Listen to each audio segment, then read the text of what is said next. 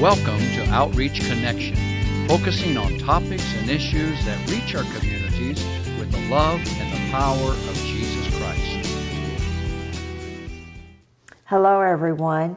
Welcome to Outreach Connection. I am Sandy Axton, your host, and we are so blessed to have you with us today.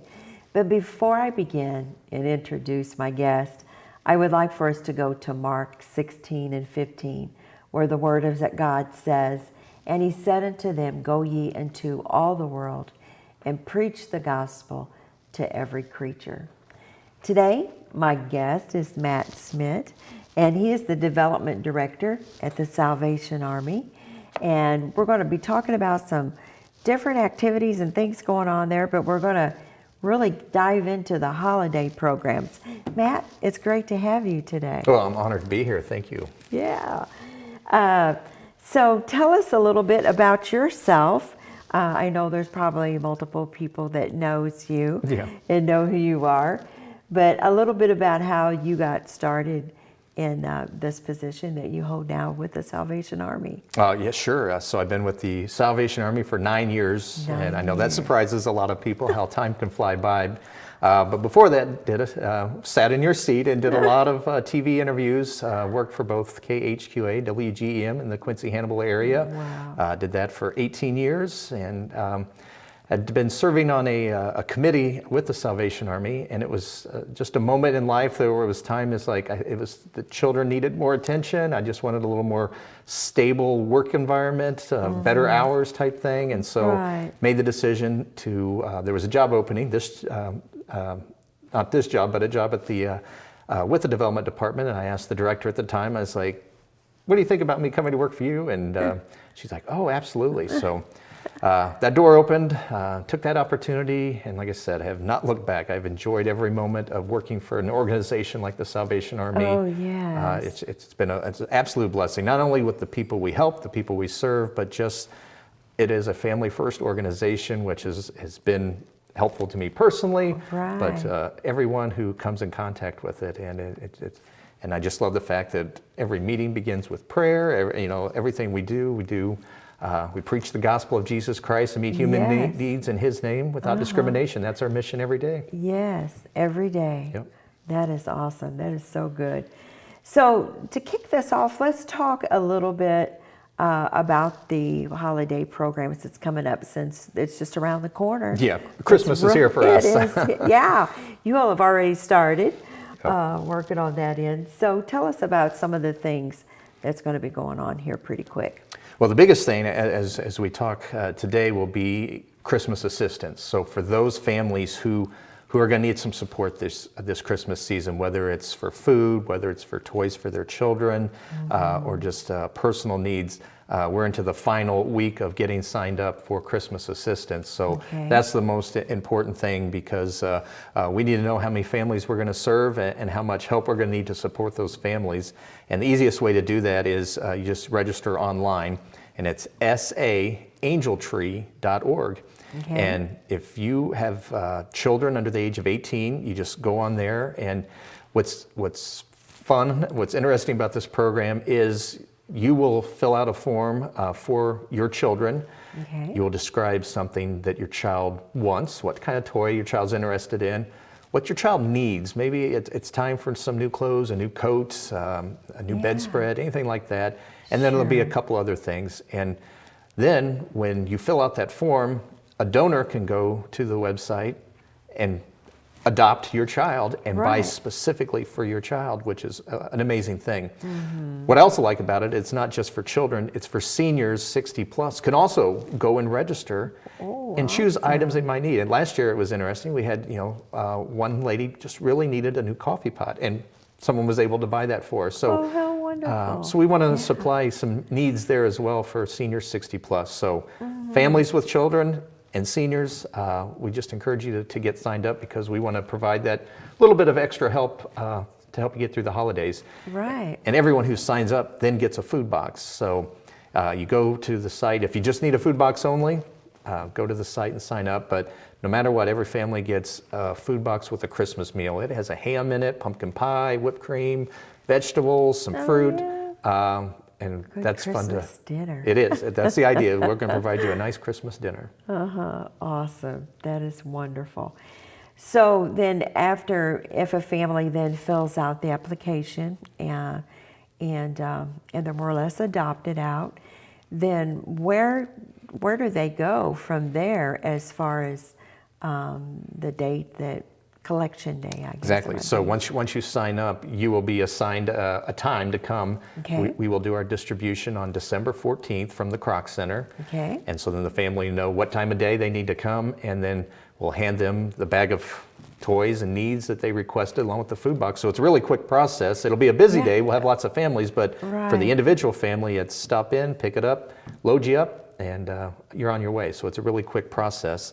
But before we get there, then we need our angels in the community to go out there and buy those toys, buy those things for the families. And the best way to do that is you can go to SalvationArmyQuincy.org, and you'll find a way to connect there to the links that you need to find those families that need adopted.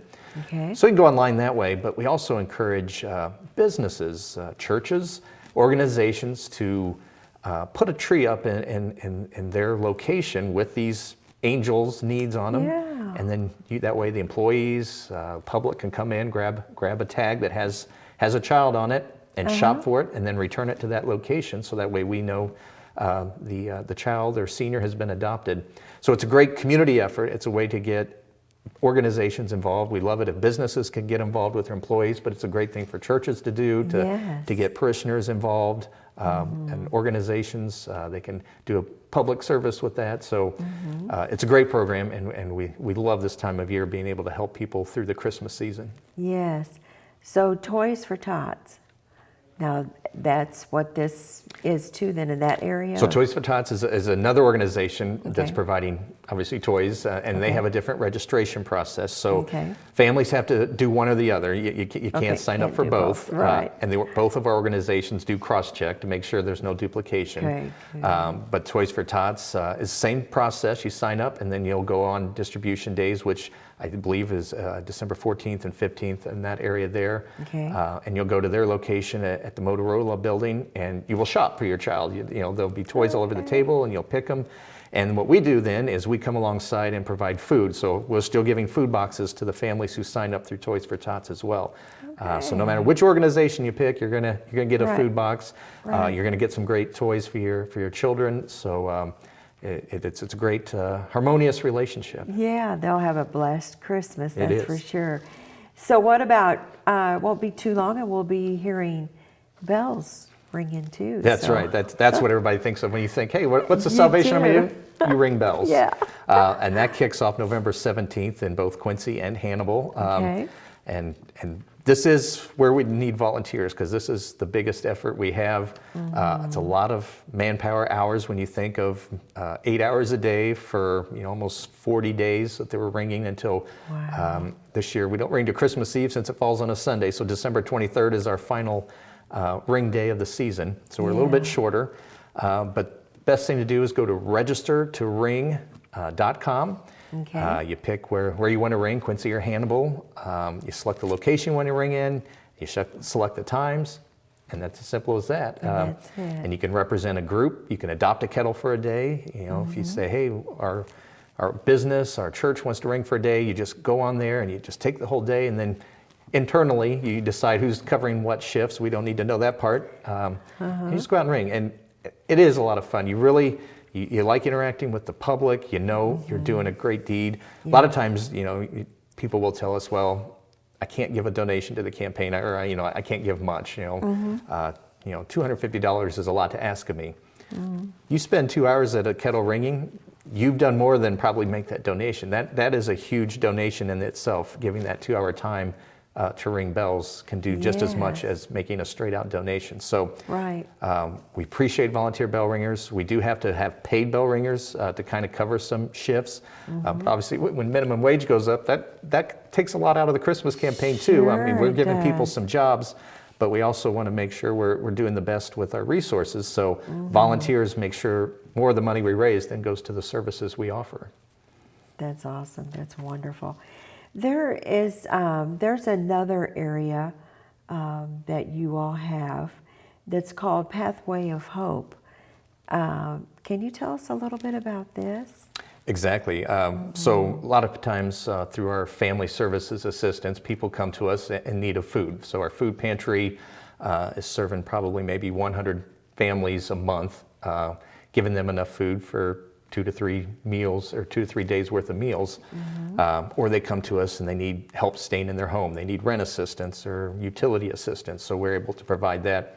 That is most of what our financial assistance and resources goes to, are those type of things. And those are people who come to us and they're struggling and they just need help getting over the hump, or it's a chronic situation and they can't break the cycle of poverty. So Pathway of Hope was created 10, 12 years ago with the idea of, what if we worked with these families one-on-one for a longer period of time? So what happens is, if you have a child under the age of 18, you're eligible for Pathway of Hope. So the family comes in and meets with our caseworker, and they start to set up goals. Obviously self-sufficiency is a big goal, but Yes. what are the obstacles keeping you from that? And then it could be a transportation need. Maybe you don't have a car, or you don't have a reliable car, and every time it breaks down, you miss time at work, and too much time means you lose your job. Right. Childcare, it costs a lot to have someone watch your child, or Yes. or you decide, I need to stay home to watch my child, and now you're on a one-person income in a family. So it becomes those are just common obstacles that people have.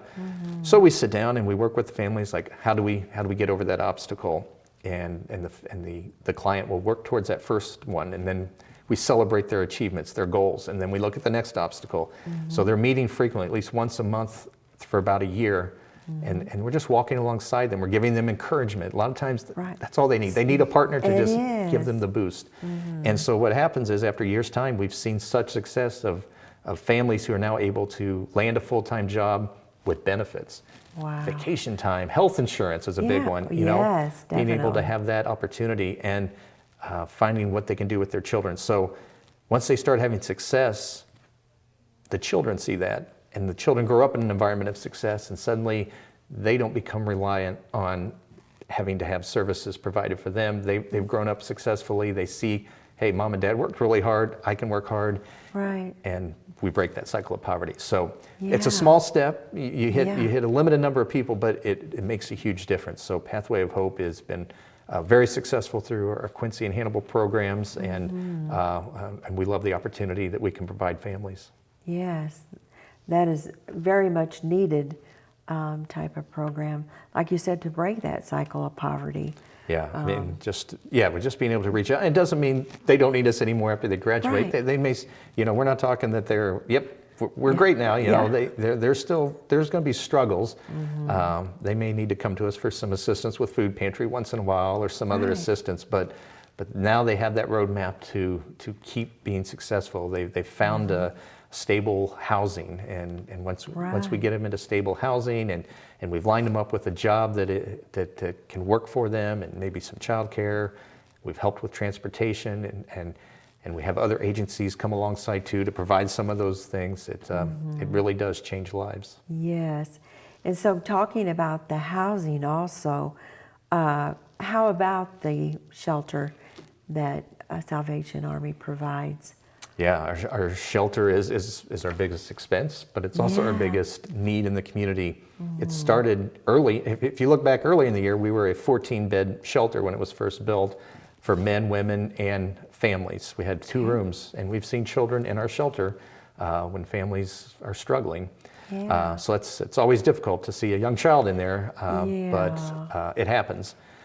But when you remember about a year and a half ago, when the Welcome Inn and the Eagle's Nest closed, they were not great facilities, but they were roofs over the heads of people who just needed a place to be until more permanent housing could be found. Right. So when those went away, there was a lot of people put out on the streets. Sure. Salvation Army didn't have the capacity for all those. We did what we could to provide some temporary relief, to maybe find different locations. Maybe they were looking at a different city they wanted to go to, so we helped with bus vouchers to get them to new locations. But many of those individuals and families stayed in Quincy. Our shelter's been at capacity for a long time, and we did add 6 more beds. So we're now a 20-bed shelter. Okay. We saw last winter when temperatures got extreme, we got some cots, we set some cots up to get more people in. It's still not enough. And we've had other churches walk alongside us and try to provide temporary bitter cold sheltering Right. with cots and stuff. But unfortunately, we're seeing homelessness in Quincy now where it's visual. You know, a few years ago when I would talk to people about what does homelessness look like in Quincy, it was couch surfing. It was somebody who didn't have a permanent house, but they went from friend to friend, family to family, sleeping with them for a month before things broke down and they had to move on somewhere Right. else. That's what homelessness was in Quincy. Now homelessness is literally seeing someone sleeping on the park bench in Washington Park, or we've seen them as close as the front yard of our shelter because they don't want to come inside. They want, you know, you're not going to be able to help everyone. Sometimes they don't want to accept help, but yet it's hard to convince them. It's like, just come inside for one night or 2 nights. But Right. unfortunately, it has become such a visual problem, seeing people pushing carts and stuff up the streets in Quincy that With their something needs to be belongings. done about housing. Housing in Quincy, we just don't have enough to transition Right. people into permanent, safe housing. Wow. And then also some of the things that goes on at the Kroc Center and stuff, there's a lot of activity and things in that way too. What about like your youth programs and the things that you have to offer there? Yeah, the Kroc Center has also been a great blessing for Quincy, and a lot of times it's a fitness facility. A lot of people use it to build up their fitness and stuff like that. But it's a spiritual facility. We have our Kroc churches there as well. So, and it's a community facility. You can come in and rent space, but a lot of times people don't realize how much it is of what we can offer children in the community.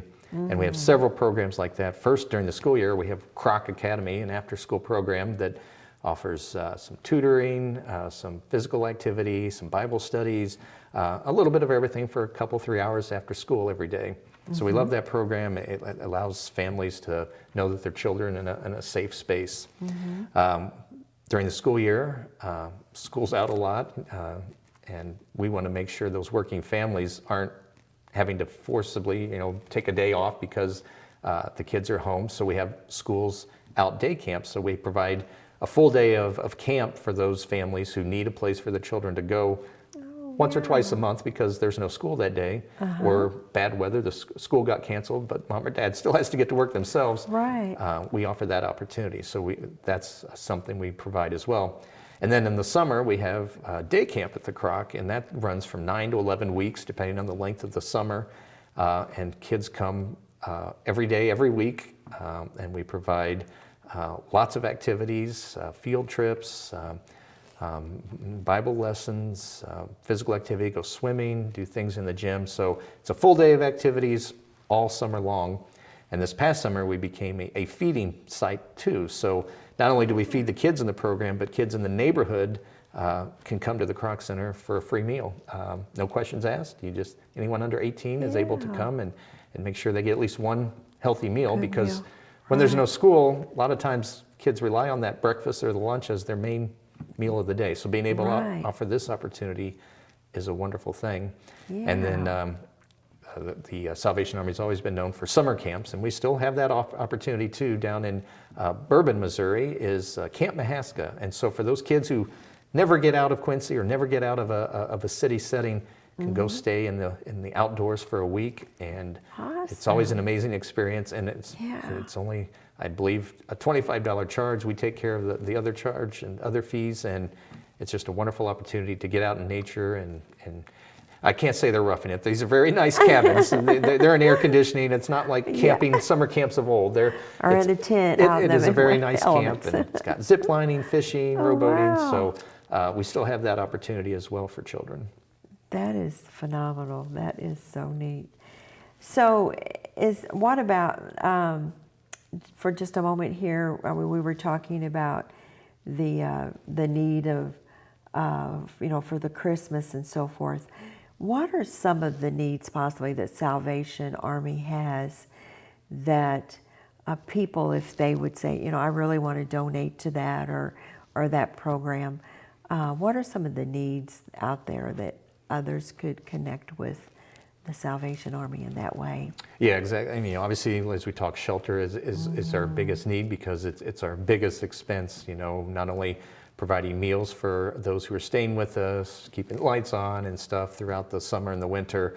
That is our biggest need, and that's where most of our donated dollars go is shelter needs and also the family services. And as we kind of talked about, people come not only for food pantry, and that's a lot of that is gift in kind donation. Those are when we have food drives or local grocery stores provide us a lot of extra needs and stuff like that. So those are kind of gift in kinds. Sometimes we do go out and have to buy some of the food, but most of the time those are donated items that then we're able to provide.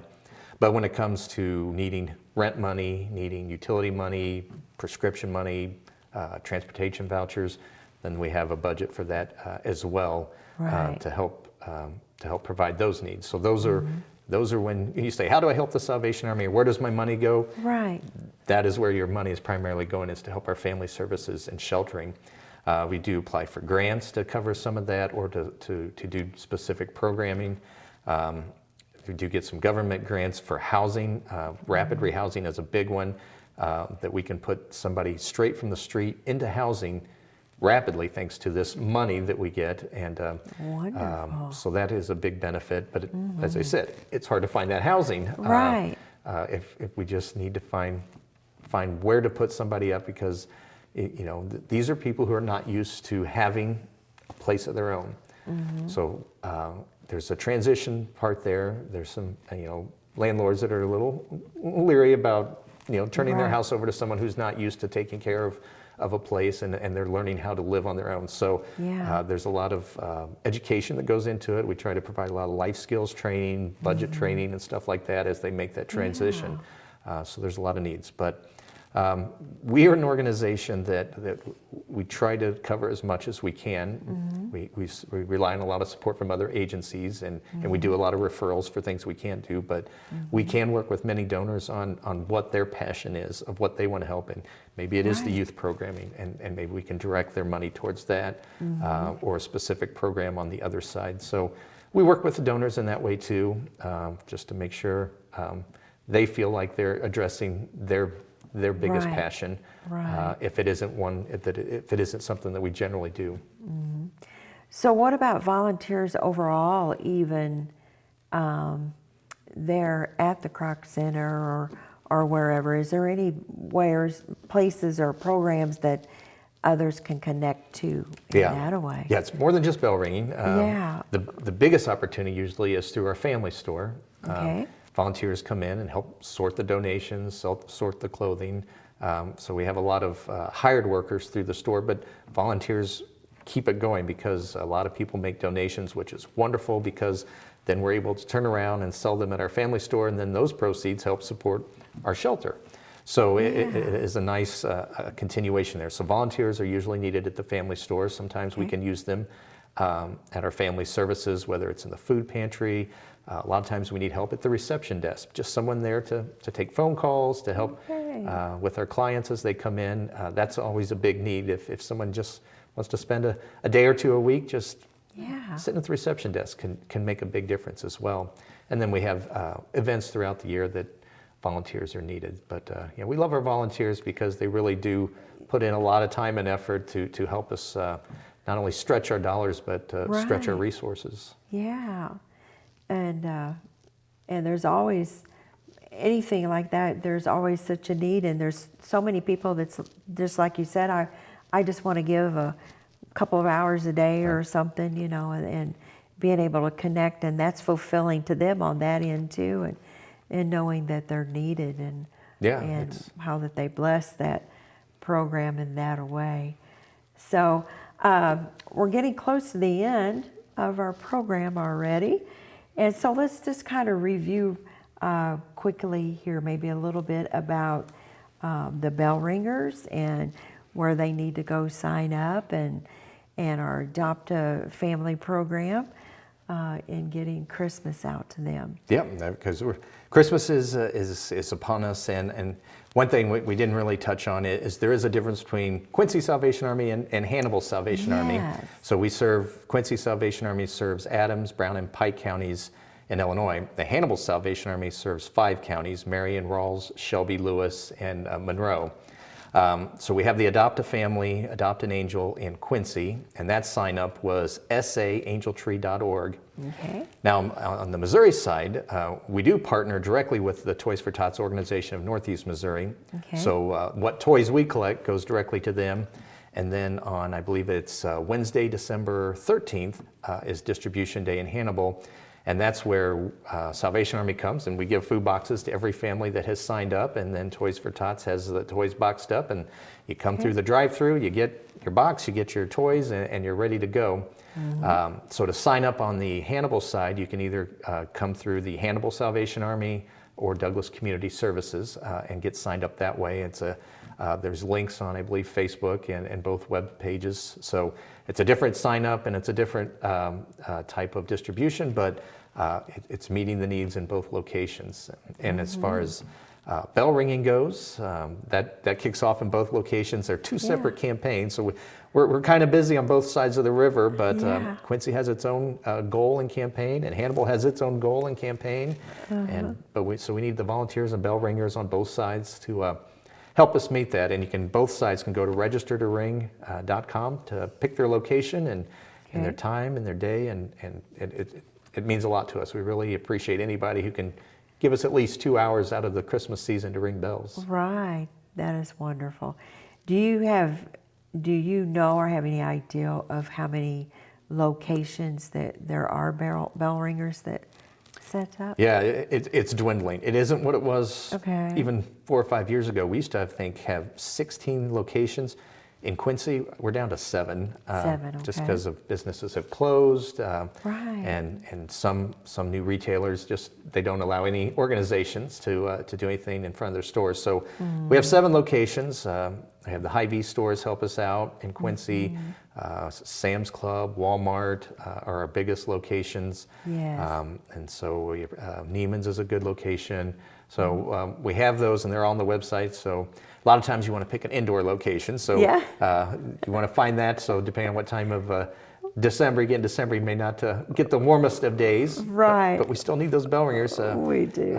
People love to give they don't want to see you out there being miserable, so they're going to support you. Right. So, but no. Yeah. And then in Hannibal, Walmart is our biggest location, and we have the county market in both Palmyra and Hannibal. You can also ring in Palmyra. So, so limited locations in Hannibal, but they make a big difference. And then, of course, throughout the season, there are opportunities to give. We have our bucket blitzes and mailings and stuff like that. So it's just a small part of our overall campaign. We appreciate everybody. However, whether they give time or money, it makes a big difference. It makes the difference. Yeah. Okay. Well, it's been great having you today. Lord bless. Contact us at Outreach Connection, WTJR 222 North 6th Street, Quincy, Illinois 62301.